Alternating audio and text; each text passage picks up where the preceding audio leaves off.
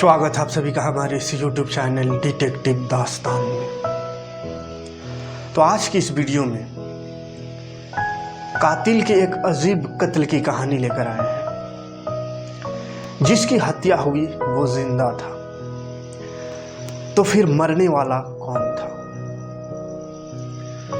आजीवन कारावास से बचने के लिए भोपाल के एक कैदी की असली कहानी, जिसने जेल जाने से बचने के लिए फिल्म अंधा कानून जैसे स्क्रिप्ट को हूबहू नकल कर डाला। जुर्म की दुनिया वाकई अजीब है। कई बार जो दिखता है असल में वो होता नहीं, और कई बार जो होता है असल में दिखता नहीं। ये कत्ल की कहानी भी कुछ वैसे ही है। जिस शख्स की मौत होती है, मौके से उसकी लाश भी मिलती है और सुसाइड नोट भी मिलते हैं। वहां से मौत के सबूत भी मिलते हैं और मौत की वजह भी। इन सभी को देखकर पुलिस भी मान लेती है कि यह आत्महत्या की ही केस है। लेकिन जब पोस्टमार्टम रिपोर्ट पुलिस के हाथ आती है तो पूरी घटना ही बदल जाती है। अब पुलिस फिर से तफ्तीश में जुट जाती है। फिर जो कहानी सामने आती है तो उसे जानकर पुलिस भी दंग हो जाती है। आज क्राइम की इस कहानी में मध्य प्रदेश के एक बेहद ही सस्पेंस थ्रिलर मर्डर मिस्ट्री की सच्चाई जानेंगे। मध्य प्रदेश की राजधानी भोपाल का सेंट्रल जेल, साल 2019, तारीख 29 जून। इस दिन पैरोल पर जेल से निकले कैदी को लौटना था। 14 दिन की पैरोल पर जाने के बाद जेल प्रशासन को भी उसके लौटने का इंतजार था। तभी जेल प्रशासन को लोकल पुलिस से एक सूचना मिलती है। सूचना थी कि उस कैदी की मौत हो गई है। हत्या के केस में उम्र कैद की सजा मिलने और जेल की जिंदगी से परेशान होकर उसने घर में ही आत्मदाह कर लिया। लोकल पुलिस ने बताया कि कैदी ने एक सुसाइड नोट भी छोड़ा है। हैंडराइटिंग भी उसी का है और मौत की वजह भी बताई है। इसलिए अब उसके शव का पोस्टमार्टम कराकर केस को बंद करने की तैयारी है। ये जानकर जेल प्रशासन भी उस कैदी के केस को बंद करने के लिए लोकल पुलिस के फाइनल रिपोर्ट का इंतजार करने लगा। जिस कैदी की मौत हुई थी उसका नाम था राजेश परमार। उम्र तकरीबन 34 साल। वह मध्य प्रदेश के भोपाल के नीलबड़ एरिया की हरिनगर में रहता था। इस पर साल 2014 में एक हत्या का आरोप था। उसी केस में इसकी गिरफ्तारी हुई थी। साल 2016 में उसे कोर्ट ने आजीवन कारावास की सजा सुनाई थी, जिसके बाद से वो जेल में ही था। उसी समय राजेश के पिता की मौत हो गई थी। इसी वजह से उसे 14 दिनों के पैरोल मिली थी। इसलिए 15 जून को वो पैरोल पर बाहर आया था। 29 जून को उसकी पैरोल खत्म होने वाली थी। इस वजह से उसे हर हाल में 29 जून को जेल में लौटना था। लेकिन 29 जून की सुबह ही उसके घर से आग की लपेटें निकलने लगी, जिसे देख आसपास के लोगों ने पुलिस को सूचना दी। फायर ब्रिगेड की गाड़ियां और लोकल पुलिस मौके पर पहुंची। आग बुझाने पर देखा गया तो एक युवक बुरी तरह से जल चुका था। चेहरा और शरीर भी पूरी तरह से जला हुआ था। देखकर ही वो मरा हुआ लग रहा था। फिर भी पुलिस ने आखिरी उम्मीद में उसे तुरंत अस्पताल में भर्ती करा दिया, जहां डॉक्टरों ने मृत करार दे दिया। अब पुलिस ने घर की तलाशी ली तो एक सुसाइड नोट भी मिला, जिसमें लिखा था कि पिता की मौत होने से वो दुखी था। अब परिवार में कोई उसे पैरोल भी नहीं दिलाएगा। इस वजह से वो अब दुनिया से निराश हो चुका है।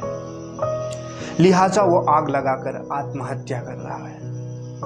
इसके लिए कोई दूसरा जिम्मेदार नहीं है। अब ये सुसाइड नोट के आधार पर पुलिस ने भोपाल सेंट्रल जेल को भी सूचना दी। शव को पोस्टमार्टम के लिए भेज दिया।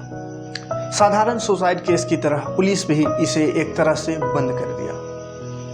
उधर पोस्टमार्टम के बाद शव के रिश्तेदारों को सौंप दिया गया। रिश्तेदारों ने भी शव का अंतिम संस्कार कर दिया। लेकिन इस पूरे केस में 24 घंटे बाद नया मोड़ आया, जब वहां की पुलिस को राजेश परमार की पोस्टमार्टम रिपोर्ट मिली। उस समय के भोपाल पुलिस ने नए एसएसपी अखिल पटेल के पास नीलबर्ड का एरिया था।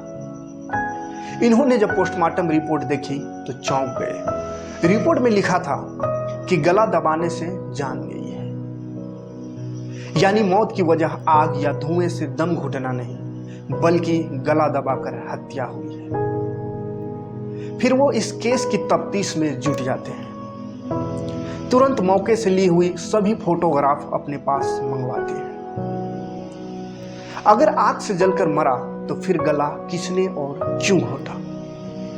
सभी फोटो को बारीकी से देख रहे थे। एक फोटो में वो देखते हैं कि मरने वाले शख्स का पैर बिल्कुल एक दूसरे से चिपका हुआ था, जबकि जब भी कोई जलकर मरेगा तो वो तड़पने लगेगा।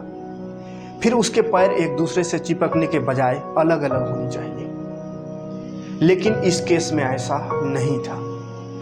दूसरी तस्वीर में देखते हैं कि उस शख्स का चेहरा और सीने वाला हिस्सा पूरी तरह से जला हुआ था, जबकि हाथ और पैर ज्यादा नहीं जले थे और अजीब तरीके से मुड़े हुए थे। इससे शक यही होता है कि कहीं हाथ और पैर बंधे तो नहीं थे, जिस वजह से ऐसा हुआ। अब इसका पता लगाने के लिए वो पुलिस अधिकारी पूरी टीम के साथ मौके पर जाते हैं। घटनास्थल को बारीकी से देखते हैं, फिर आसपास के लोगों से पूछताछ करते हैं तो पता चलता है कि एक दिन पहले जब राजेश परमार के साथ एक या दो और लोग भी देखे गए थे। अब पुलिस इस केस की फाइल को बंद करने की जगह फिर से खोलती है और जांच शुरू कर देती है। अब पुलिस को यह शक हुआ कि जिसकी मौत हुई उसकी पहले गला घोंटकर हत्या की गई, लेकिन राजेश को जब सुसाइड ही करना था तो उसकी पहले हत्या क्यों की गई? अगर किसी ने गला दबाया तो वो कौन था? अब पुलिस के सामने यह भी सवाल था कि कहीं ऐसा तो नहीं कि मरने वाला राजेश ही ना हो। अगर ये राजेश नहीं है तो फिर कौन था? इन सब सवालों का पता लगाने के लिए पुलिस ने उसके मोबाइल नंबर का पता लगाया। फिर रिश्तेदारों के जरिए उसका एक नंबर मिला जो जेल से आने के बाद एक्टिव था, लेकिन अब बंद था। उसकी आखिरी लोकेशन भी भोपाल ही की थी। पुलिस ने जब उसके फोन की कॉल डिटेल चेक की तो एक नंबर पर कई बार बात होने की जानकारी हुई, लेकिन जब उस नंबर पर संपर्क किया गया तो वो भी बंद था। वो नंबर था निहाल नामक युवक का। अब पुलिस के सामने निहाल को खोजने की चुनौती थी और मन में सवाल ये भी आ रहा था कि कहीं निहाल ही तो नहीं मरा है। इसके अलावा और कई सवाल।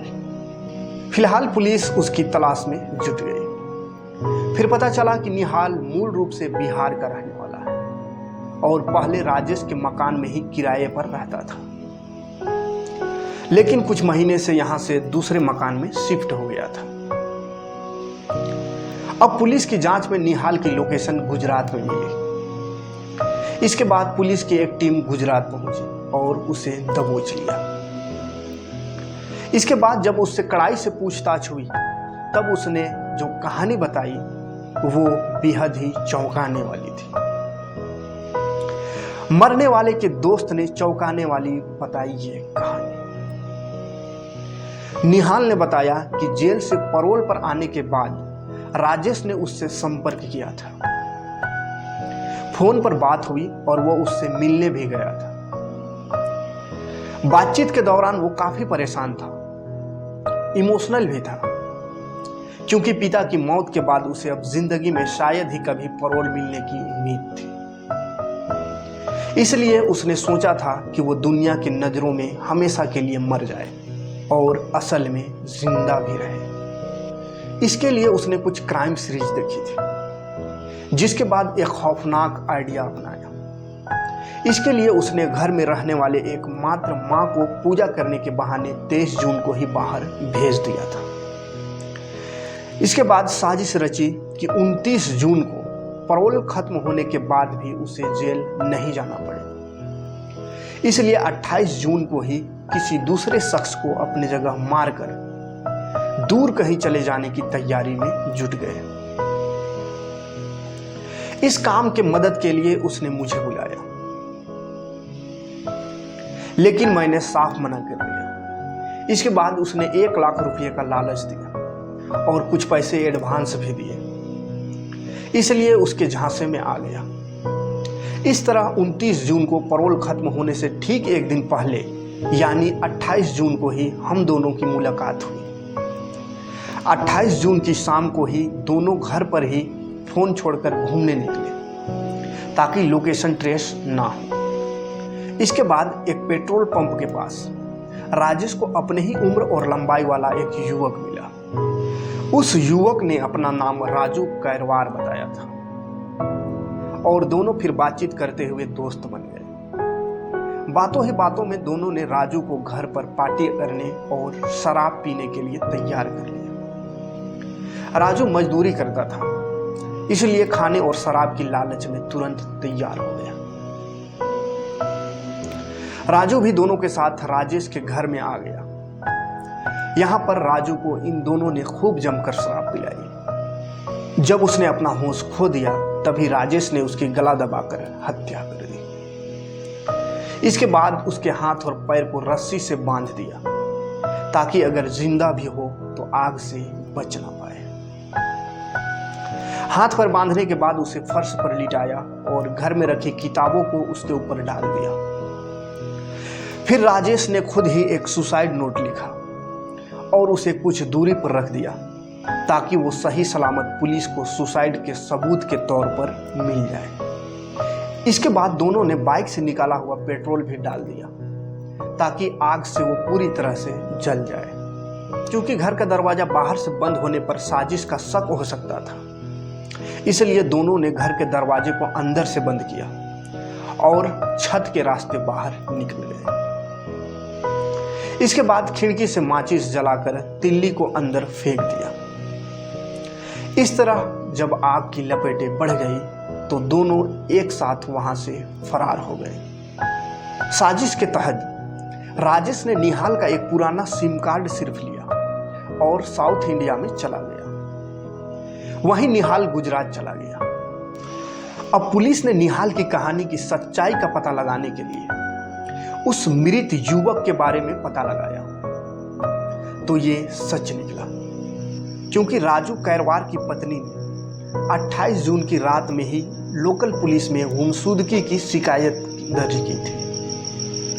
इसके अलावा पुलिस को राजेश के घर से राजू की चप्पल भी मिली थी जिसे उसकी पत्नी ने पहचान लिया था। ये जानकर पुलिस अब जांच में तेजी से जुट गई। अब पुलिस को पूरी कहानी समझ में आ गई थी, लेकिन जब तक राजेश आंखों के सामने नहीं आ जाता तब तक जांच अधूरी ही थी। अब पुलिस को यह यकीन था कि आज नहीं तो कल राजेश किसी भी तरह निहाल से जरूर संपर्क करेगा। राजेश भी निहाल का एक पुराना सिम कार्ड ले गया था। इस तरह अगले ही दिन आखिरकार राजेश का फोन निहाल के पास आ ही गया। पुलिस की मौजूदगी में ही निहाल उससे बात करने लगा। राजेश ने वहां के हालत के बारे में पूछा कि कुछ गड़बड़ तो नहीं है। निहाल ने बताया कि कोई गड़बड़ नहीं है। पुलिस को कुछ पता ही नहीं चला। इसके बाद राजेश ने कहा कि चेन्नई में उसे कुछ मदद चाहिए, अगर कोई दोस्त हो तो बताना। इस पर निहाल ने कहा कि वो उसे जल्द ही बताएगा। इसके बाद फोन कट हो गया। अब पुलिस ने भी राजेश को पकड़ने के लिए पूरी फिल्मी कहानी रची। इसके तहत पुलिस के कुछ लोगों को चेन्नई भेजा और उन्हें लोकल बनकर राजेश से मिलने के लिए बोला। इस तरह निहाल ने राजेश को चेन्नई में रहने वाले अपने एक दोस्त का जिक्र करते हुए उसका फोन नंबर शेयर किया, जिसके बाद राजेश पुलिस वालों से ही निहाल का दोस्त समझकर बात की और मिलने गया। जैसे ही राजेश ने लुंगी और माथे पर तिलक लगाए दो युवकों को नेहाल का दोस्त समझकर मदद मांगने पहुंचा, तभी उसे पकड़ लिया गया। इस तरह पुलिस ने एक ब्लाइंड मर्डर केस का खुलासा करते हुए 8 जुलाई 2019 को पूरे केस को मीडिया के सामने लाया था। इस केस के बारे में खुद आईपीएस अधिकारी अखिल पटेल कहते हैं कि ये केस कानून के आंखों में धूल झोंकने वाला था, लेकिन जब बारीकी से केस की जांच हुई तो पूरा सच सामने आ गया। इसके बाद राजेश फिर से सलाखों के पीछे भेज दिया गया। तो ये थी आज की रियल घटना से आधारित कहानी कैसी लगी हो कमेंट में ज़रूर बताइएगा। मिलते हैं नेक्स्ट वीडियो में इसी तरह का रियल घटना पर आधारित कुछ कहानी लेकर। तब तक के लिए जय हिंद।